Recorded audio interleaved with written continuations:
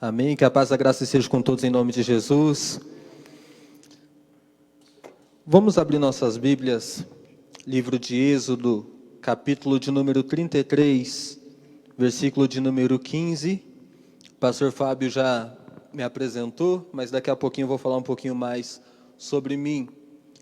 Êxodo, capítulo 33, versículo de número 15. A palavra do Senhor, ela diz assim: Então Moisés lhe declarou: se não fores conosco, não nos envie. Somente esse versículo, pode se assentar em nome de Jesus. Quero dizer que para mim é uma alegria muito grande estar aqui, também uma responsabilidade imensa. Hoje à tarde nós tivemos aula com a nossa diretora, professora, pastora Margarida, e ela disse para mim assim: faz tudo direitinho, que além de você estar representando Deus, você também está representando o nosso seminário. Então a responsabilidade ainda é maior ainda. Mas eu creio que Deus vai nos abençoar nessa noite. Eu tenho 23 anos de idade. Fui alcançado por Jesus quando eu tinha 11 anos. Com 11 anos de idade, comecei com os 9, com uma enfermidade, que de 7 em 7 dias eu tinha que tomar uma injeção na veia e uma benzetacil, porque eu não suportava fortes dores que eu sentia tanto na cabeça como no estômago. E a cada 7 dias eu tomava essas injeções. Fiz todo tipo de exame que vocês podem imaginar e nenhum exame dava nada, estava tudo normal. E um dia eu estava no médico e nesse dia foi o dia que Deus marcou para transformar a minha vida. Nesse dia uma mulher perguntou para minha mãe o que eu tinha, minha mãe respondeu, e ela disse assim: de segunda a sexta-feira, tem um programa de rádio da Igreja Casa da Bênção, pastor Luiz Carlos.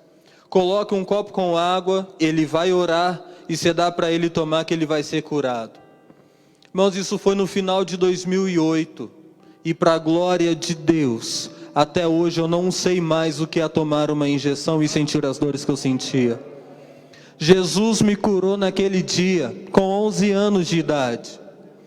Isso foi numa quinta-feira. E no domingo eu fui para a igreja, Santa Ceia de dezembro de 2008.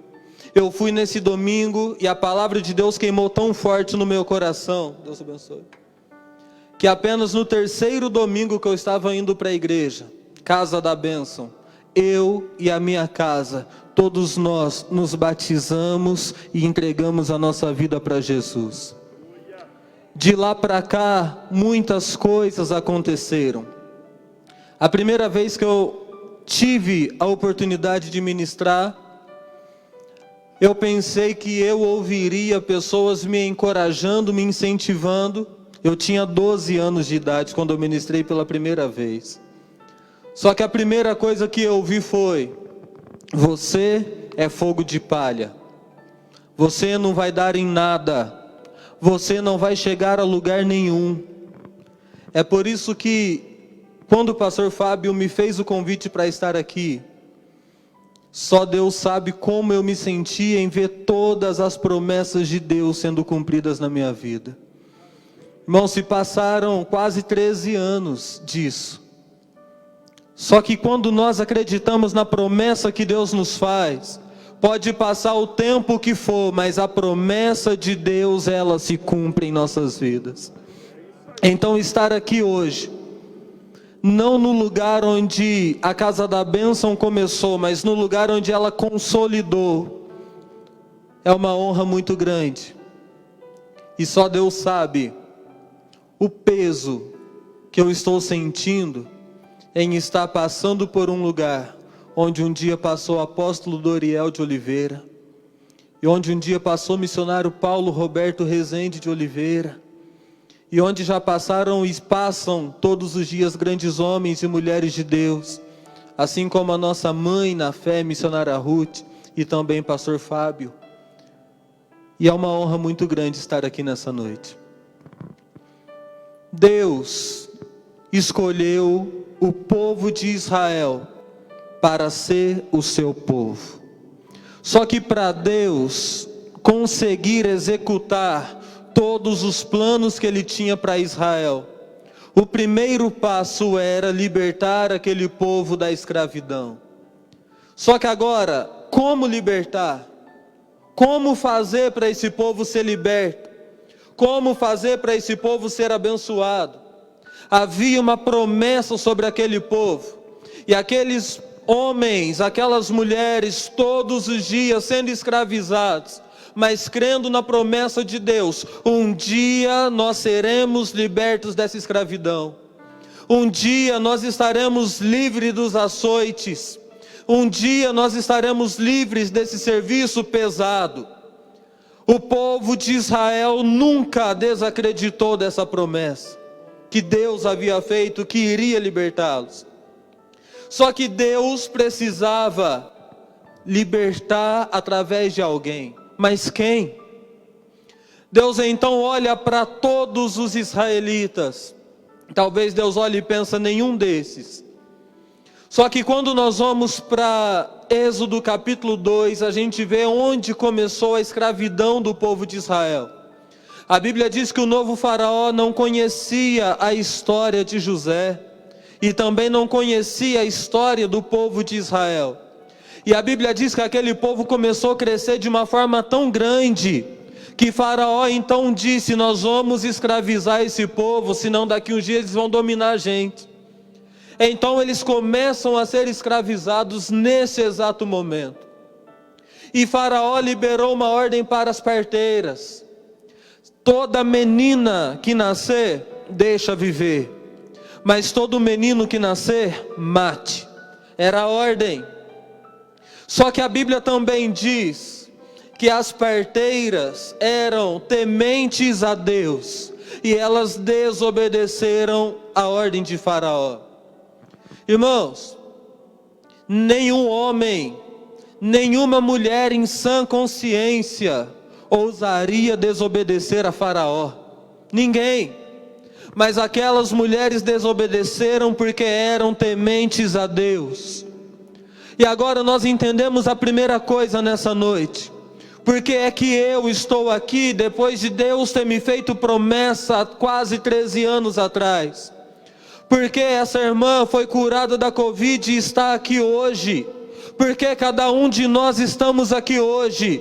Porque assim como nos dias de Moisés, assim como naquele tempo existiam mulheres tementes a Deus, hoje existem homens e mulheres tementes que intercedem por mim, que intercedem por você, e isso faz nós entendermos uma coisa importante, que nada e nem ninguém pode impedir o projeto de Deus.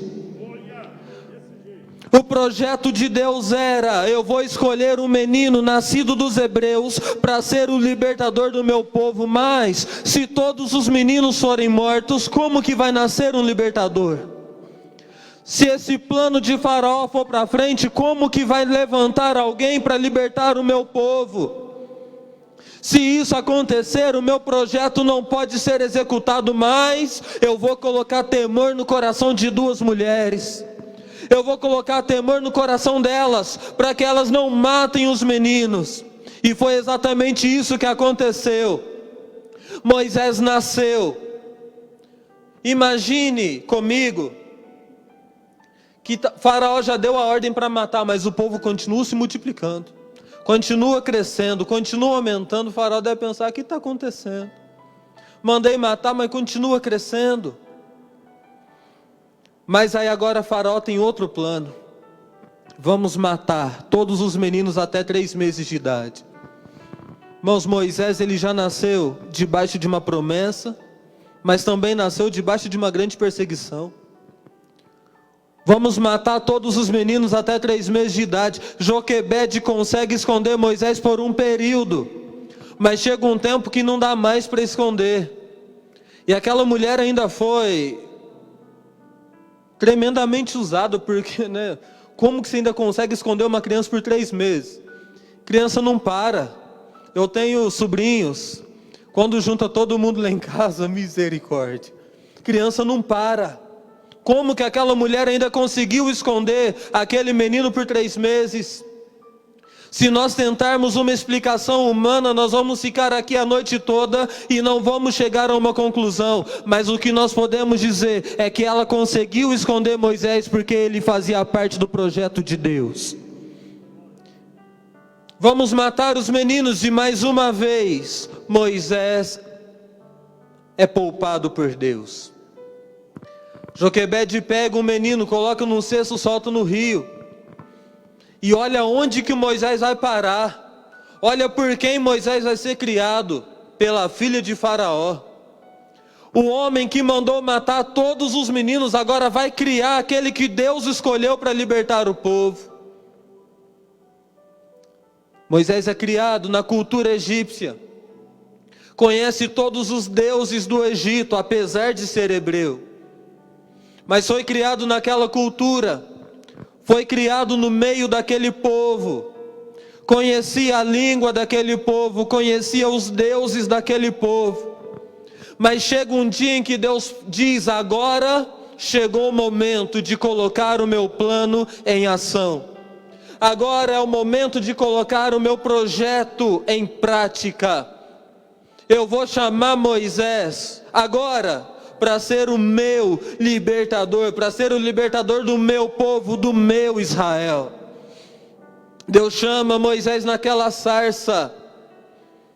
E quando Moisés está vendo aquele fogo queimar, mas não consumir, ele se assusta. E Moisés começa a pensar: o que está acontecendo aqui? Como que o fogo queima, mas não consome?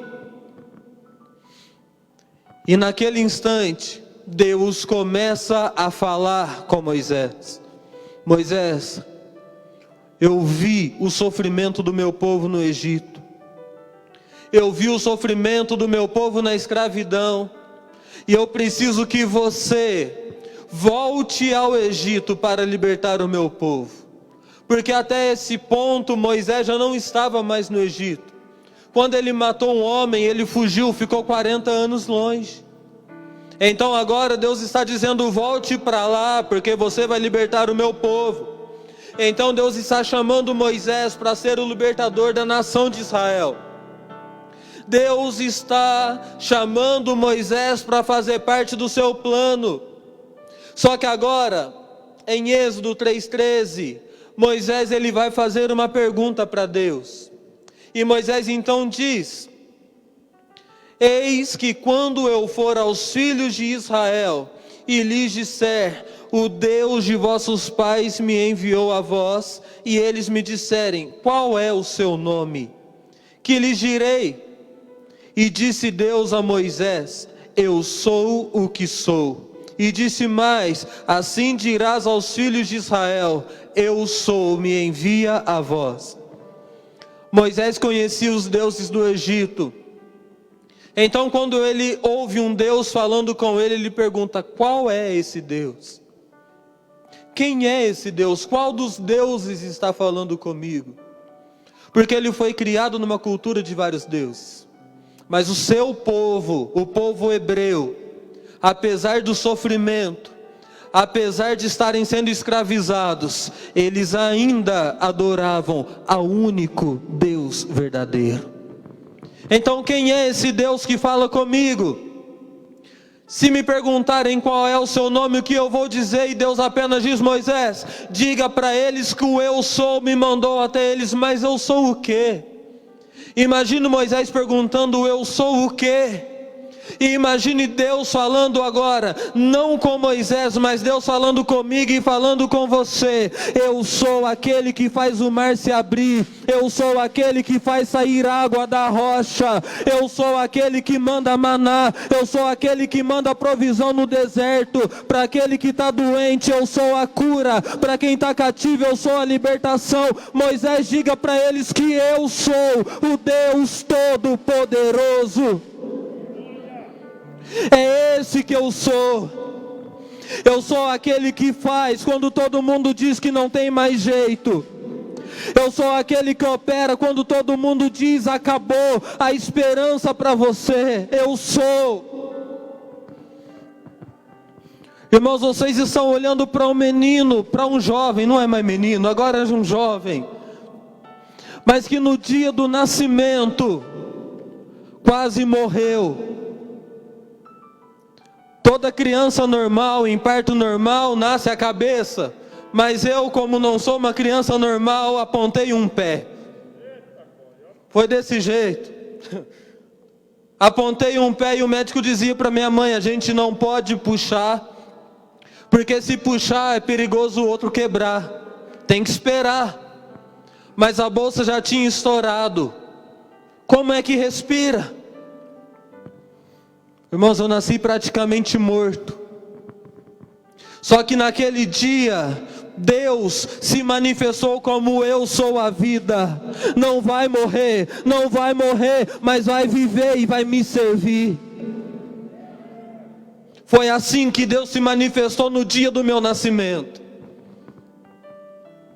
Tinha tudo para não estar aqui.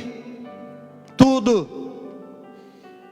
Já contei sobre as injeções que eu tomava a cada 7 dias.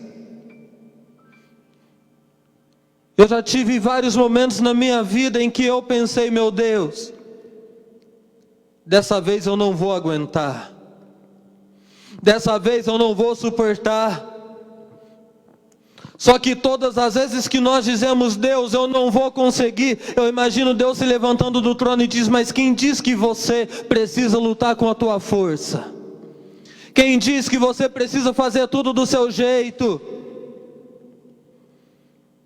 Porque às vezes nós pensamos: meu Deus, eu sou tão fraco, meu Deus, eu sou tão pequeno, eu sou tão limitado. E às vezes a gente consegue fazer com que isso se torne uma verdade absoluta. Mas o que a gente esquece é que quando nós somos fracos, o nosso Deus nos faz fortes. Nós podemos ser pequenos, mas servimos um Deus que é grande, que é poderoso para fazer infinitamente mais de tudo aquilo que nós pedimos ou pensamos. Talvez pessoas aqui hoje estejam dizendo: Deus, disseram que a minha família não tem mais jeito. Disseram que os meus filhos não têm mais jeito. Mas nessa noite Deus está dizendo para você: calma, somente confia e espere, porque enquanto você ora, Deus está fazendo um milagre lá na tua casa. Enquanto você ora, Deus está mandando um milagre agora lá na tua casa. Mas Deus então diz: Moisés, diga para eles: o eu sou me enviou a vocês. E quando Moisés chega no Egito, ele diz: o eu sou me mandou. O Deus de vossos pais falou comigo numa sarça ardente e me mandou vir até vocês para libertar vocês. Agora, pensa, Moisés está sendo criado pela filha de Faraó. Moisés tinha tudo para ser o próximo Faraó. E imagina só, Moisés agora pensa assim: eu vou ser Faraó. Deus me chamou para libertar o povo. Eu vou fazer um decreto, vou assinar esse decreto e vou libertar todo mundo. É bem mais fácil. Só que nem sempre o caminho mais fácil é o caminho certo. Às vezes a gente quer tudo facinho, tudo mastigadinho, mas não, a gente tem que passar por um processo. Quando eu era mais novo, minha mãe e minha avó sempre diziam assim: a gente tem que lutar para conquistar alguma coisa, porque aquilo que vem fácil, vai fácil. Então imagina se Moisés se torna o próximo Faraó, e agora diz: eu vou libertar todo mundo, vou assinar o decreto, vai todo mundo embora. Facilidade demais. Mas aquele povo não iria valorizar a liberdade. Eles estavam passando por um processo chamado deserto, e ainda assim estavam reclamando. Não conseguiam enxergar o livramento que Deus já havia dado. Olha a mentalidade daquele povo. No Egito é que era bom, porque no Egito a gente tinha carne, no Egito a gente tinha comida.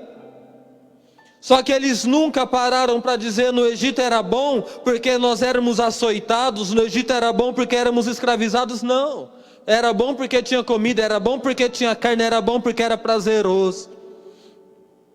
Eles estavam em um processo de libertação. Eles estavam em um processo de tratamento.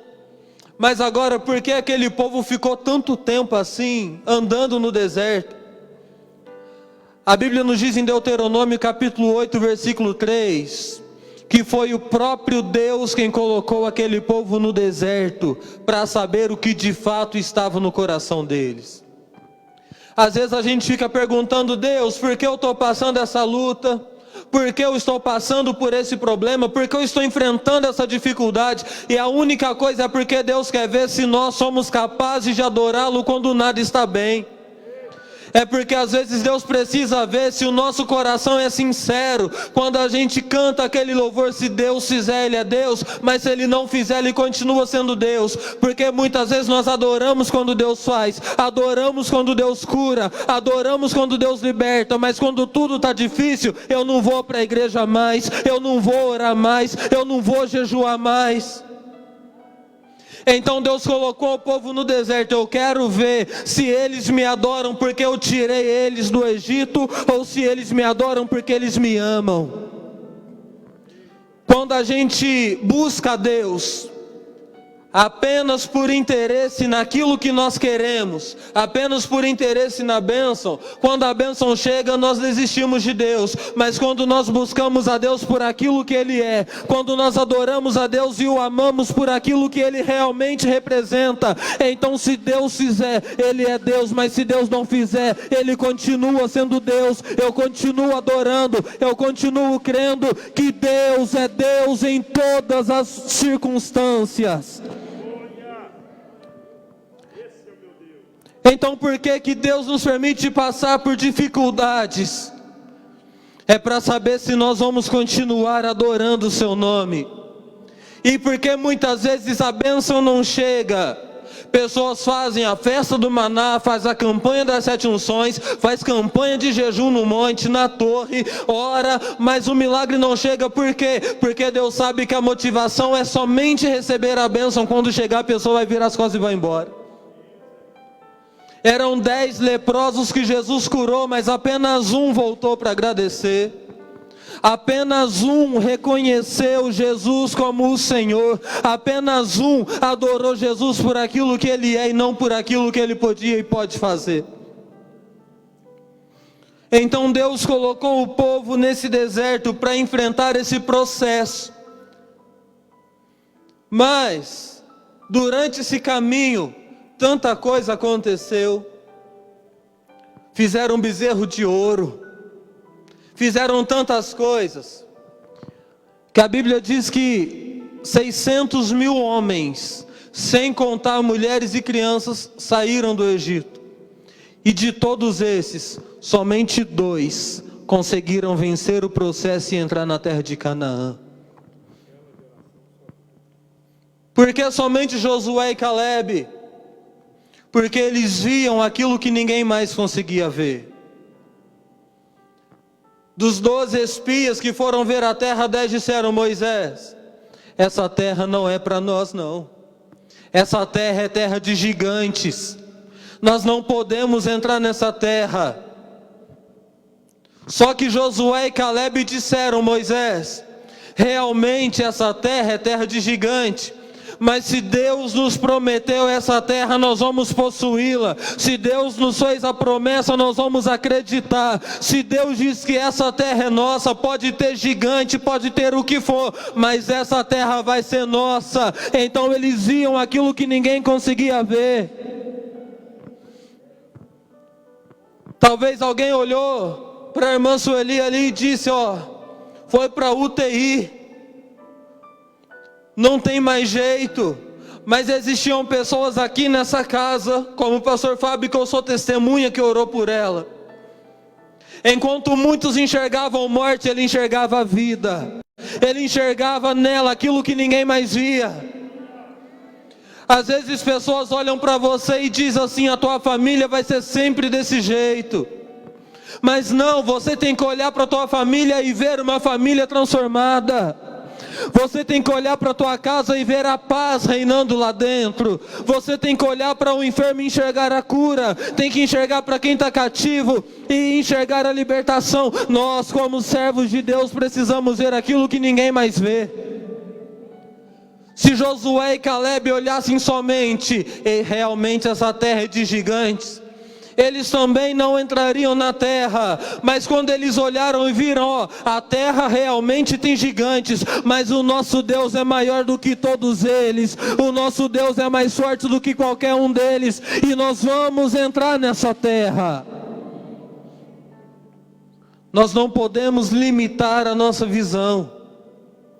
Nós temos que crer que sempre vai existir um Deus que faz aquilo que o homem jamais será capaz de fazer. Como nós podemos vencer esse processo chamado deserto? Existem muitas pessoas que falam, até hoje, eu estou passando por um deserto tão grande, estou numa luta tão grande, mas como que eu posso vencer esse processo chamado deserto? Fazendo assim como Moisés fez. No texto que nós lemos, ele diz: Senhor, nós iremos te seguir, nós iremos te servir, só que se a tua presença não for conosco, não nos faça sair daqui. Irmãos, nós nunca vencemos nenhum processo, nós nunca vencemos nenhuma luta, se nós não pedirmos para Deus caminhar do nosso lado. Nunca. Senhor, se a tua presença não for conosco, não nos faça sair daqui. Moisés não estava preocupado com as conquistas que ele haveria de conquistar, não. A preocupação de Moisés não era entrar em Canaã, apesar de ser uma promessa. A única preocupação de Moisés era Deus. Eu só preciso da tua presença comigo. Nós precisamos entender isso nessa noite. Não adianta nada nós estarmos no meio de uma calmaria se a presença de Deus não estiver lá. Agora, se nós estivermos no meio de uma tempestade, assim como os discípulos de Jesus se encontraram, o mar revolto, o barco estava quase virando, mas eles não naufragaram porque Jesus estava naquele barco.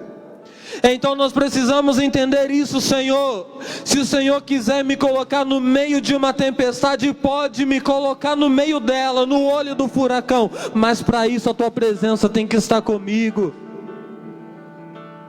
Eu não preciso estar em um lugar calmo, tranquilo. Eu não preciso sentir uma brisa serena soprando no meu rosto, não. Mas eu vou para o meio da tempestade se o Senhor estiver lá. Senhor, nós vamos caminhar, nós vamos te seguir, mas se a tua presença não for conosco, nós não iremos sair daqui. E quantas pessoas estão caindo, estão perdendo a motivação, estão perdendo o foco, porque tentam caminhar sem a presença de Deus. Sem a presença de Deus nós não vamos chegar a lugar nenhum. Mas Moisés estava dizendo: Deus, nós só precisamos da tua presença. E olha onde eles estavam, no deserto. No deserto não tem nada. Mas olha o que Deus faz: Moisés, como você está pedindo, eu farei. A minha presença vai com vocês. A minha presença vai em forma de uma nuvem durante o dia e vai como coluna de fogo durante a noite. Eu não vou deixar vocês, não vou desamparar vocês. Já que você está me pedindo, a minha presença vai com você. E no deserto não tem nada, mas quando a presença de Deus começou a caminhar com eles naquele deserto, então o deserto se tornou um lugar onde tinha tudo. O povo sentiu fome e vai falar com Moisés: Moisés, estamos com fome. Imagine Moisés olhando para todos os lados. Deserto não tem padaria. Deserto não tem supermercado. Deserto não tem lugar onde comprar pão. Não tem nenhum lugar para a gente colher algumas coisas e fazer os pães. Não tem nada. Deserto só tem areia. Mas o povo está com fome. Eu imagino que Moisés também estava. Vamos fazer o quê? Vamos orar. Eu vi o apóstolo Doriel ministrando somente uma vez. Mas quem é dessa igreja teve o privilégio e a honra de ver um homem que resolvia tudo através da oração.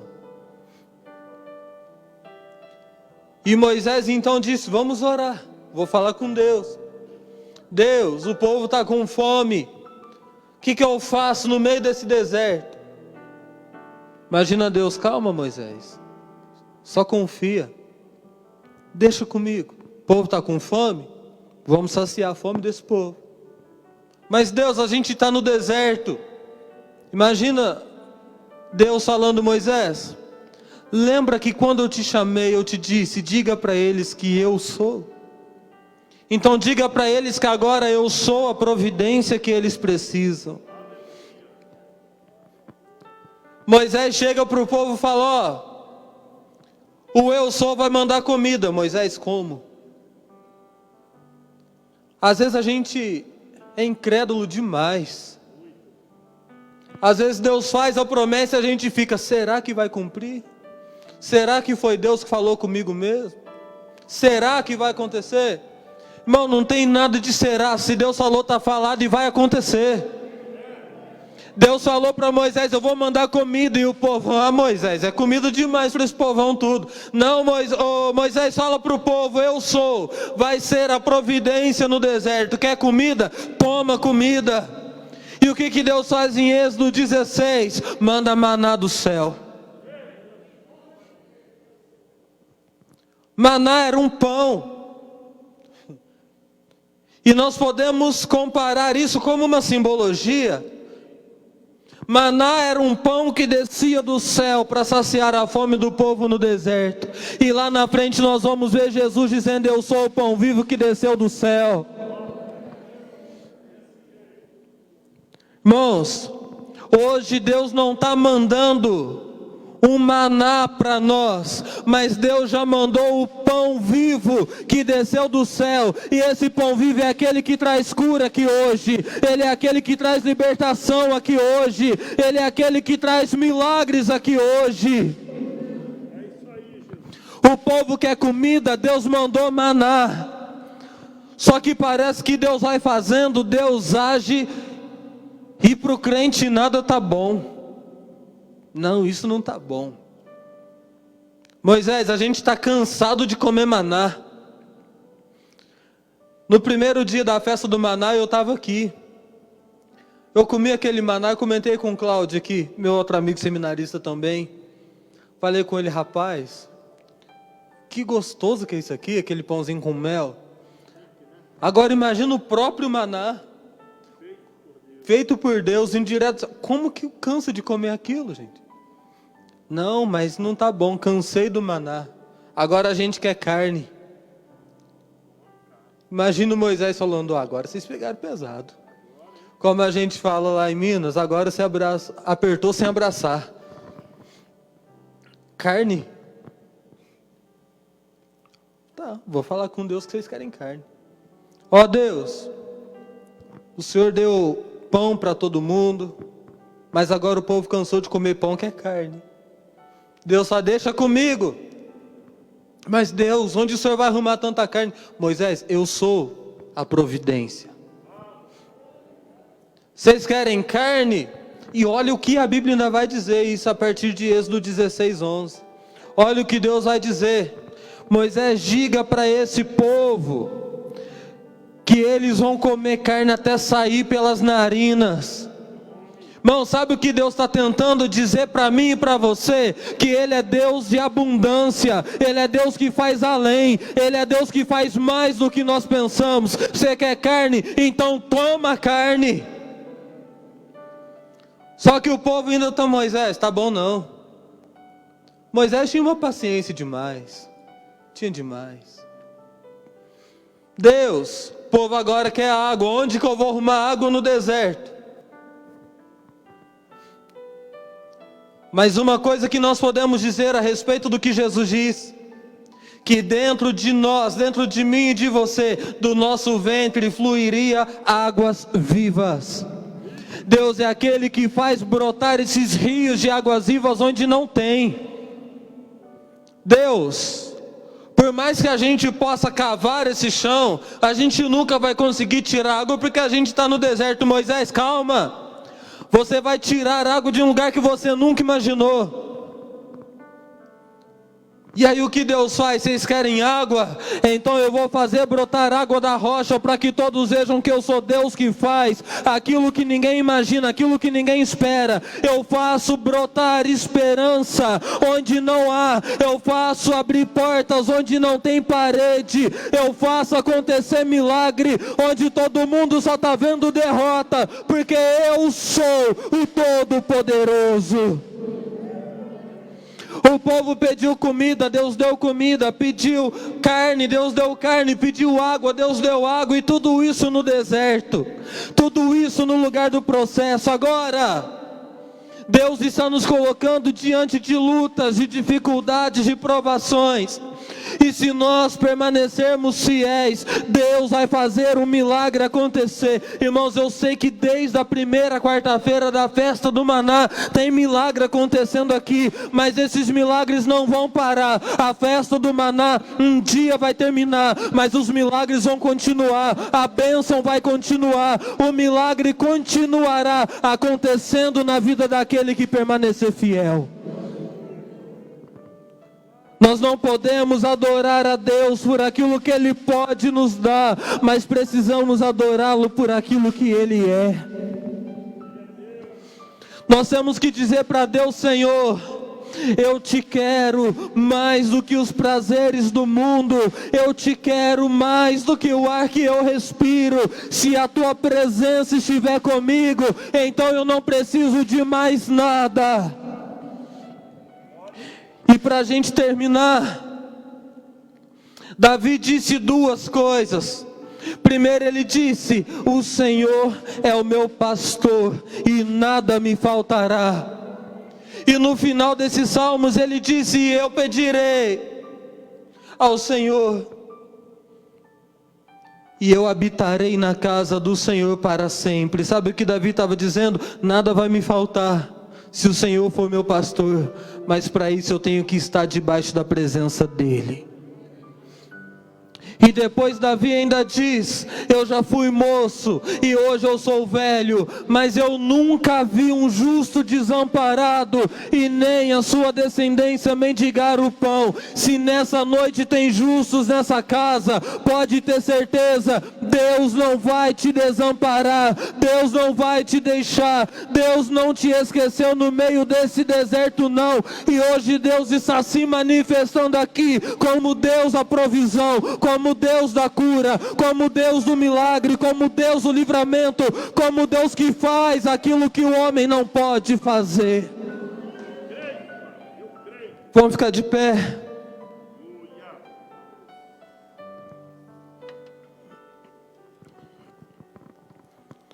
Irmãos, começa a pensar agora. O que você precisa que Deus faça na tua vida? Qual é o milagre que você precisa que Deus te faça? Qual é a bênção que você precisa que Deus realize? Nessa noite Ele está dizendo: eu sou o Todo-Poderoso que vai fazer aquilo que você pedir. Se tiver alguém doente, coloque a mão no local da sua enfermidade nessa hora. Coloque a mão na sua enfermidade. Se não for possível, coloque a mão no seu coração, que é o centro da vida. Porque nessa noite eu estou vendo Deus curando pessoas aqui. Feche seus olhos, vamos orar.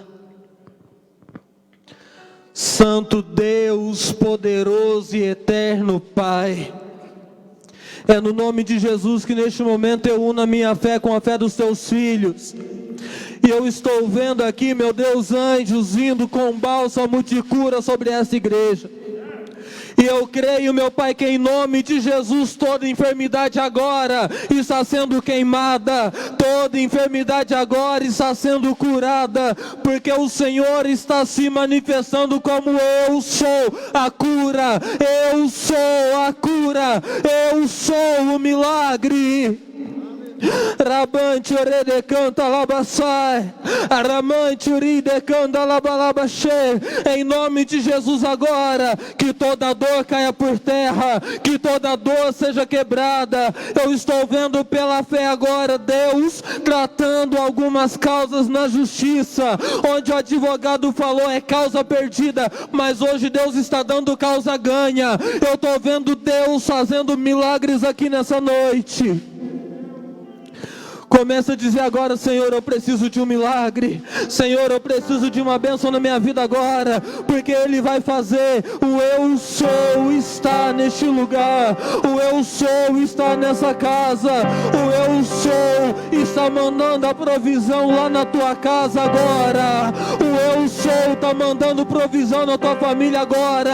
Tem milagre aqui, tem unção aqui, tem poder de Deus aqui. Em nome de Jesus agora eu me levanto, meu Pai, e repreendo todo espírito de enfermidade, todo espírito de maldição que foi lançado contra os teus filhos, seja quebrado agora pelo poder do nome de Jesus. E eu profetizo a bênção, a unção, o milagre e a provisão do Senhor para essa igreja agora, em nome de Jesus. Se você crê, aplauda e glorifique o nome daquele que vive e reina para sempre. Glória a Deus. Deus abençoe vocês. Abraço especial para o pessoal lá do seminário que está assistindo a gente. Pessoal também lá de Machado conectado. Rapaz, tem muita gente ali. Muita gente, né? Muita gente. Pastor Fábio, Deus abençoe o Senhor pela honra, Amém. pela oportunidade. Que Deus continue abençoando vocês e lembrem-se, sempre adorem a Deus por aquilo que Ele é.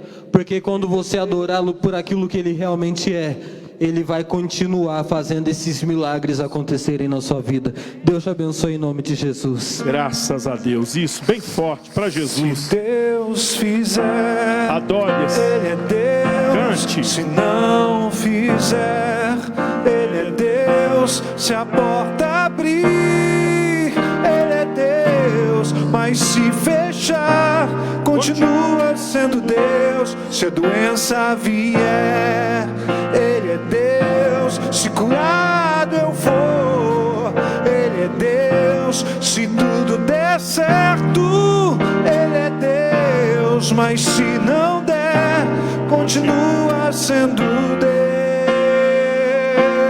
Deus. Não adoro pelo que Ele faz, eu adoro